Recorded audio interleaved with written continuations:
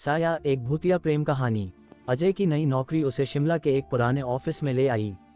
ये ऑफिस एक पुराने ब्रिटिशकालीन भवन में था, जहां काम करने वालों के बीच अजीब अफवाहें थीं। रात को यहां किसी लड़की के गाने की आवाज आती है।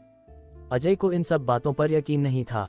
एक दिन देर रात, जब वह अकेला काम कर रहा था, उसे धीमे सुरों में कोई गाना गाते हुए सुरीली आवाज सुनाई दी। उसने मुड़कर देखा, खिड़की के पास एक लड़की खड़ी थी, सफेद दुपट्टा और हल्के नीले रंग का सलवार कुर्ता पहने। उसकी आंखों में गहरी उदासी थी। तुम कौन हो? अजय ने पूछा। लड़की मुस्कुराई। आयुषी, और तुम? अजय को लगा वह शायद कोई स्टाफ मेंबर होगी। धीरे धीरे दोनों की बातें होने लगी और अजय को आयुषी से प्यार होने लगा। लेकिन अजीब बात यह थी कि आयुषी सिर्फ रात को ही मिलती और सुबह होते ही गायब हो जाती। एक रात अजय ने आयुषी का हाथ पकड़ने की कोशिश की, लेकिन उसका हाथ बर्फ की तरह ठंडा था। अचानक दफ्तर की लाइट्स फड़कने लगी और दीवारों पर साए लहराने लगे। आयुषी ने धीरे से कहा, अजय, मुझे मत ढूंढना, और अगले ही पल वह गायब हो गई। अजय को शक हुआ तो उसने ऑफिस के चौकीदार से पूछा। चौकीदार ने कांपते हुए बताया, बाबूजी, वो लड़की इस ऑफिस में 25 साल पहले काम करती थी।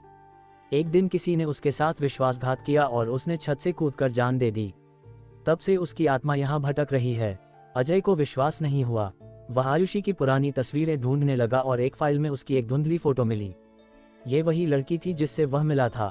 अगली रात आयुषी फिर आई, लेकिन इस बार उसकी आंखों से आंसुओं की जगह खून टपक रहा था। तुम मुझे छोड़कर नहीं जा सकते, अजय। अचानक हवा में अजीब सी फुसफुसाहट होने लगी और कमरा अंधेरे में डूब गया। अगर तुम मुझसे सच्चा प्यार करते हो तो मेरे साथ आओ। अजय को महसूस हुआ कि वह धीरे धीरे अपनी चेतना खो रहा है। उसे अपने गले पर आयुषी की ठंडी उंगलियों का स्पर्श महसूस हुआ। सुबह जब ऑफिस खुला तो अजय अपने केबिन में मरा पड़ा था। उसके चेहरे पर एक अजीब सी शांति थी, मानो वह किसी प्यारी चीज के साथ हमेशा के लिए सो गया हो। लोग कहते हैं, आज भी उस ऑफिस में देर रात एक जोड़ी छायाएं दिखती हैं, एक लड़के की और एक लड़की की। शायद उनका प्यार अब अमर हो चुका था।